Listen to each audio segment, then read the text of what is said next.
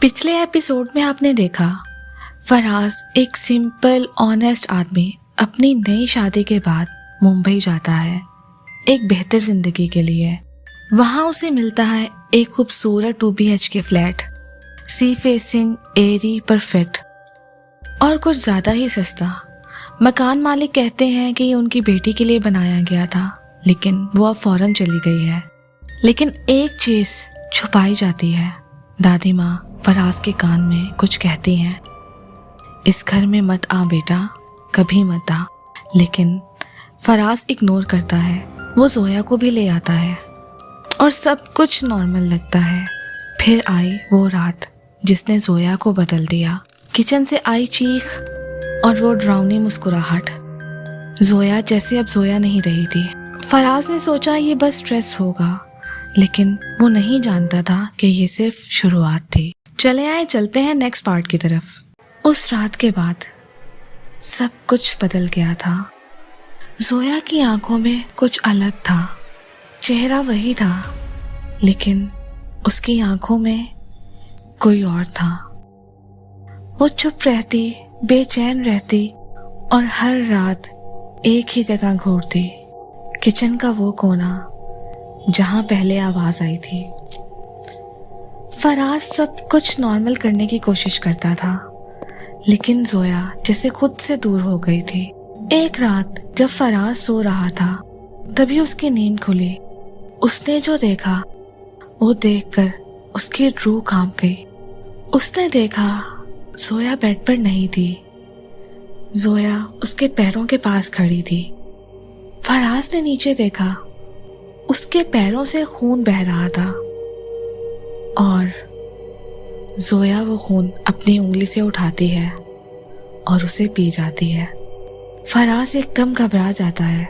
ये तुम क्या कर रही हो जोया? लेकिन जवाब में सिर्फ एक आवाज आई, एक हंसी, एक पागलों वाली हंसी।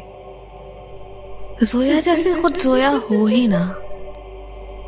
सुबह होने तक फराज ने एक पल की नींद नहीं ली। अगली सुबह वो सीधा फ्लैट के ऑनर के घर जाता है। उनका चेहरा पहला सवाल सुनते ही जर्द पड़ जाता है। लंबी खामोशी के बाद उन्होंने वो सच बोला जो फराज ने कभी सोचा भी नहीं था। ये वही घर था जहां उनकी बेटी ने खुदकुशी की थी, किचन में, उसी जगह जहां जोया ने पहली बार उस रूह को महसूस किया था। उनका कहना था, मैं चाहता था मेरी बेटी डॉक्टर बने, पर वो आर्टिस्ट थी। उसकी दुनिया कैनवस पे चलती थी।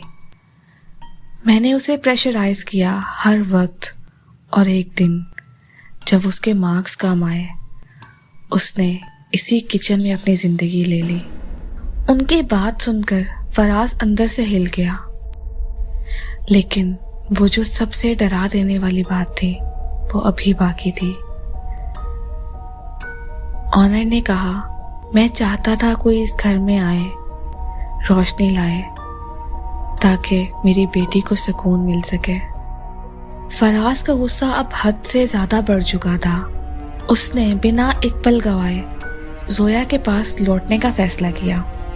लेकिन जब वो घर पहुंचा, दरवाजा खुला हुआ था। घर में सन्नाटा था।